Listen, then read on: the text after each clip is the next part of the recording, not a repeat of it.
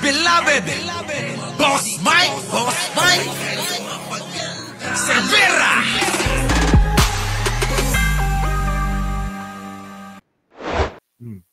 Anyway, sabi ni Aldrin Bonifacio, appointed son of God, iba na sa anak. Diba? Iba sa anak Diyos. Stanley Pac Duwag, parang si Digong. Sa bagay, sabi nyo pa. Tuloy natin to. Ang haba nito. Hindi po dumating. Sapagkat kung yan pag-uusapan, i-endorse doon sa Department of Justice, wala rin doon. Hinintay namin para pag-usapan ang extradition treaty kung paano gagawin. Handa din po ako sa kasong yan kung ako'y ma-extradite pagkatapos mapag-usapan at nakadaan na kami ng Court of Appeals, Court of First Instance at Supreme Court. Kung ilang taon yon, dapat magtiis din sila. Hindi dumating yon, hinihintay ko hanggang ngayon. Wala pong request na ganon. Ngayon, eto po ang mahalagang ibabalita ko sa inyo. Mula noong 2018 hanggang ngayon, hindi na po kami mapakali sa ating sariling bansa na wala po ang aming kalayaan. Mga boss, maliwanag mula noong 2018, hindi na daw sila mapakali. Hindi na mapakali si Mang Kanor. So, ibig sabihin, kung noong 2018 na hindi pa presidente si Bongbong Marcos, hindi ka na mapakali. Dahil alam mo na meron kang dapat na panagutan, assume na natin. Kasi kung confident ka naman na wala kang kasalanan, wala kang dapat ipag-alala. Di ba? So ngayon, kung nung 2018, hindi ka na mapakali, at ngayon, dumating yung pagkakataon, yung hangganan na lumabas yung mga warrant of arrest mo ba dyan o kung ano pa mga anong meron dyan na ngayon ay parang aligaga ka na nataon sa panunungkulan ni Bongbong Marcos, ni President Bongbong Marcos. So kasalanan. Kasalanan mo na, Bongbong Marcos. Lagot ka. Boy, ito ka na. Naloko na. Sonrox Goma. Boss Bing Oleo. Yan. Ako'y Cagayano. 'Di ba? So kasalanan pala ni Boss Alibal ni Bongbong Marcos. Nasaan ba si Bongbong Marcos noong 2018? 'Di ba si Bongbong Marcos noong 2018 nagba-vlog lang? O hindi ako nagkakamali kasi nga talo siya nung 'di ba? 2016 election. 2016 ba? 2017? Hindi ko na maalala. Nasa FBI wanted list. 'Di ba? Ngayon kung meron kang warrant nga. Sabi ng malditan lola ko, 20 pa yung abogado mo. Tapos wala man lang sumagot doon. Naloko na. So ibig sabihin, hindi na umubra yung kanyang yung kanyang pagpo-postpone o kaya 'di ba? Alam niyo yung yung style na papatagal-tagalin, delaying tactics kung baga. Sige, tuloy natin 'to. Kami dito ay sinosurveillance. Sinosurveillance ako dito sa Pilipinas ng CIA at ng FBI. Sarili kong bansa, ako po ay nagtatago sapagkat sabi ko sa inyo, nagtatago babae si MJ ako, Ordonez. Talaga ba?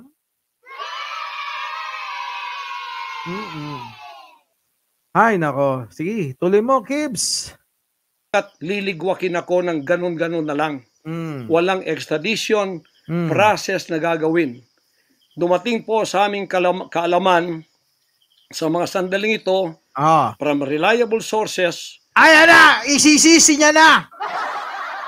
Boss Audi Lemon, Boss JC. Isisisi niya na. Correct me if I am wrong, but these are reliable sources na dumating sa akin. Wrong ka na agad. Kino-correct ka na namin. Wrong. Wrong ka, wrong. Ay, nako. Diba? Wrong. Sabi ko sa inyo lalo na kung nandiyan pa yung kanilang platform, yung kanilang diba? na ayaw na raw po nila ng extradition treaty. Mm. Ang kanila daw pong gagawin ng CIA, ng FBI, ng US Embassy at State Department, kasabwat ng ating gobyerno, Ayan, ng dinami na. Pangulong Marcos Ayan na. at ng First Lady Ayan na. at kung sino pa man ang nasa Ayan. gobyerno, Speaker. ako ay rendition ng kanilang tama. gagawin. Ang rendition, ang ibig sabihin po, Ano? anumang oras pwede Oh. lang pasukin ang aking compound Oh. at ako ay kidnapin. Oh. It's not only rendition but also elimination. Oh. If it is possible, pwede nila akong i-assassinate. Niloloko ang taong bayan. Naloko na. Niloloko niya ang taong bayan. 'Di ba? Binigyan siya ng pagkakataon para humarap sa Senado para marinig natin. 'Di ba? Siguro naman na proper forum yung Senado, yung Senate hearing para doon na maglatag ng kahit na ano, kung sasabihin man na hindi naman korte yan pero meron ngang kapangyarihan ang Senado para mag-hearing doon sa mga ganyang kaso. So dapat sana si Mang Kanor dumalo doon. 'Di ba? Dumalo doon para narinig na natin. Oo. Para na ang tao naman kasi magbabalanse sa kung ano yung mga nakikita nilang issue sa mga sinasabi ng magkabilang panig. Maninimbang ang tao eh. 'Di ba? So, nandun po sa dalawang yun. Kidnapping or Ayun na. assassination. Killing. Diba, no? Talagang grabe kikidnapin nila ako, dalawa lang yan. O kaya ay ipapapatay na ako. Sabi ni Boss Cecilia Estrella, magpakita ka naman, Kanor. Connect nyo, i-connect ninyo. Diba may mangyayaring rally sa Cebu? Ay, sabi ni kasi ini-invite ako doon. Ngayon, parang, hindi ko sinasabing planado mag-iingay si Kibuloy para ipakita yung suporta doon sa gagawin nilang rally. Gets nyo? Gets nyo? Gets nyo ba? Ay, nako. Talaga, murder. Yun po ang dumating na balita sa akin ngayon from reliable sources. Kaya, mulang 2018, alam na po namin na may gagawin sila. Hindi lang namin alam kung paano sapagkat ang iniintay namin ay extradition sapagkat yun ang treaty natin. Ngayon, ito pong gagawin nila dahil hindi na sila dadaan doon ay illegal. Kidnapping or elimination or assassination. Di po ba sa atang sariling bansa ang aking constitutional rights nawala na? Sapagkat ako po ay binigay na sa kamay ng mga banyagang ito ng ating sariling gobyerno ni Pangulong Marcos at ni First Lady Araneta Marcos. Huwag kayong magkaila kung totoo itong sinasabi ko. Sama mo si Speaker. Angkinin nyo. Kung hindi, i-correct ninyo ako. Sapagkat ang buhay ko ngayon ay nanganganib. Kahit mukha ko, hindi ko pwedeng ipakita sa inyo. Sapagkat ako ay binigay na ninyo sa kamay ng mga Amerikano. Hoy! Dapat lang. Dapat lang. May kasalanan ka kasi doon eh. Di ba? Dapat lang, di ba? Dapat lang na ikaw ibigay kasi nga may kasalanan ka doon. Bakit hindi kaya si Manang Aimee ang pagbintangan mo? Hindi nyo ako magigets, promise. Doon sa sinabi kong bakit si Manang Aimee. Oo. Nasaan ba si Laila? Nasa si Laila? Sino ba tumulong kay Laila? Hindi nyo alam, di ba? Naloko na. Harapin mo na lang doon. Total naman meron ka namang kapangyarihang magpa-stop. Di ba? Di ganunin mo na lang habang nagsasalita sila. Stop! Anak ako ng Diyos. Wala kayong karapatan para ako'y husgahan.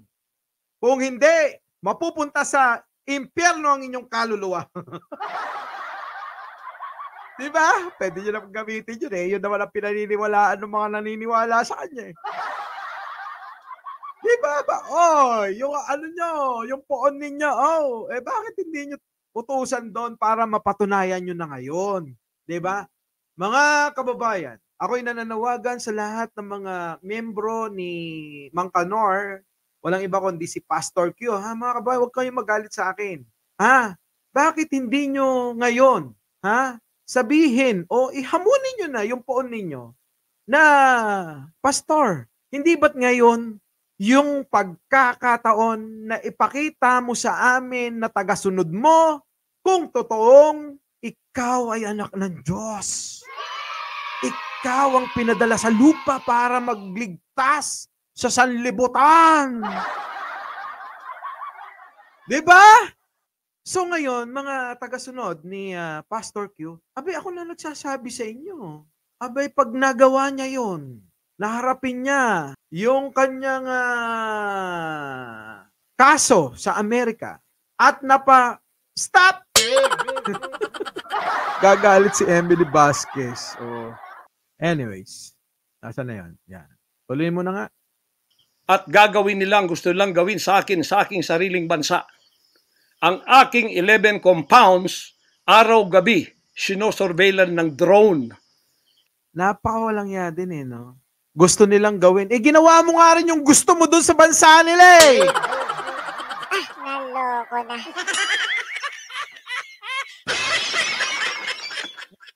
Ikaw nga gumawa ng gusto mong gawin sa bansa nila eh.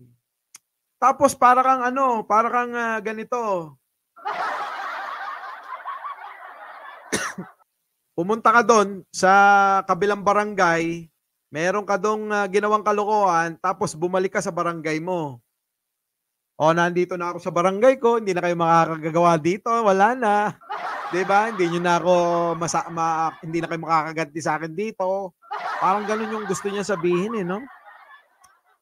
My God. Kagabi ko pa naririnig yung drama ni Kibbs. Talaga ba? Mga marites ka rin no? MD Ruth. Hindi po kami makatulog. Hindi kami mapakali. Baka yung ginawa nila sa amin noong 2020 doon sa Amerika na bigla kaming pinasok, pinagigibang pintuan. Bigla kayong pinasok. Nandun ka ba? Sabi mo kanina 2018 hindi ka na bumalik doon. Opo, kasalanan natin kung bakit nangangalib daw yung buhay niya. Parang tayo pa may kasalanan no? Parang si presidente pa may kasalanan Sino ba gumawa ng kalokohan sa ibang bansa sa Amerika? 'Di ba? Tulad ng sinabi ko kanina mga boss, hindi naman yan napagkamalan lang ng barangay tanod sa Amerika. Tapos may kaso na, 'di ba? Ako, hindi ko pwedeng ipakita sa inyo sapagkat ako ay binigay na ninyo sa kamay ng mga Amerikano. At gagawin nilang gusto nilang gawin sa akin, sa aking sariling bansa. Ang aking 11 compounds. Hindi naman, Pastor. Ang gagawin lang, kasi may kinakaharap kang kaso sa kanila, sa bansa nila, dadaling ka nila ron para humarap ka doon kasi nga hindi mo na hinaharap Hindi ka na uma-attend ng mga hearing. So, kukunin ka dito sa Pilipinas, dadaling ka ron para iharap ka. Parang gano'n lang din naman yan dito sa atin, di ba? May kaso ka dito sa Manila, nagtago ka sa Davao. So, dapat, kunin ka sa Davao, daling ka sa Manila. Gano'n lang kasimple. Ngayon, yung ginagamit mong batas ng Pilipinas para nga naman protektahan ka, abay, dadaan naman yan sa atin. Sabi nga ni Takero, meron pa naman proseso yan. Nandito si Step D. Vilma Belsonda. Yun. Wag mo lang gamitin kasi ito. Dinadamay tayo nito. Basta dinadamay tayo ni Pastor. Yun na yun. Araw-gabi, sinosurveillan ng drone. Hindi po kami makatulog. Hindi kami mapakali.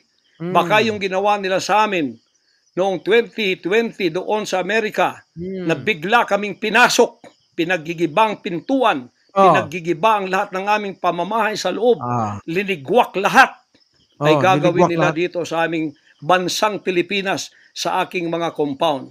Saan man po ako naroroon, nandoon sila nakasurveillance sa akin at naghihintay na lang ng tamang pagkakataon upang ako ay kidnapin o kaya patayin o kaya i-assassinate na ganun-ganun na lang para mawala ako dito sa mundong ito.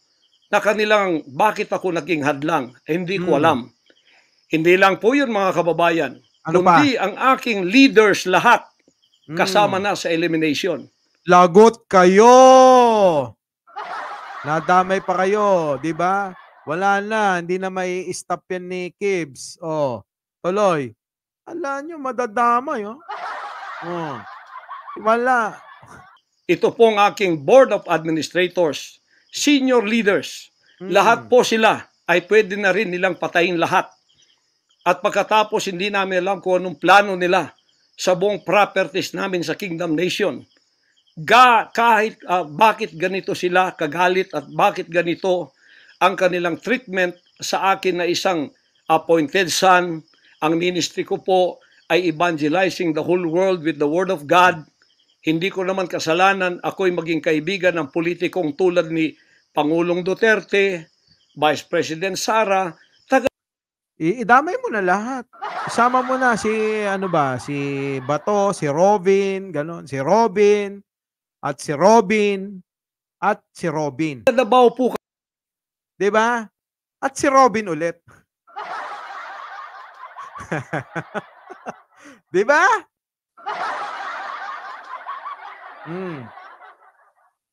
Tapos na yung pandadamay, dinamay mo na yung mga mga taga-sunod mo, dinamay mo na. Para nga naman syempre damay-damay, 'di ba? Para nga naman yung mga naniniwala kay Sara, kay Duterte, makuha niya yung damdamin. Ganun lang kasimple yung yung diskarte ni ni Pastor Q. Di ba? Lumaki kami, mayor namin yan, prosecutor pa, naging congressman, naging president. Yan po ang aking pakikipag-ugnayan for nation building. Wala akong ibang interest sa bansang ito, kundi ang pagunlad. Ngayon, ako po ay inuusig. Ako po ay ginigipit. At ako po ay... Meron naman dahilan, boss. May dahilan naman, di ba? May dahilan naman kung bakit ka inuusig. Wala. Hindi naman basta-basta kasi na sabi ni Pangulong Bongbong Marcos, hulihin nyo si Kibuloy. Diba? Sinasaktan sa lahat ng paraan ng mga false accusation, false allegations na ayaw naman nilang pumunta sa korte. At pagkatapos, ayaw din nilang harapin, ipaharap itong mga false accusers na Teka muna! Sabi nito, ayaw daw humarap yung mga complainant na nasa Senado. Bakit hindi daw sa korte? Ikaw nga nasa korte yung kaso mo, ayaw mo harapin eh. Bakit?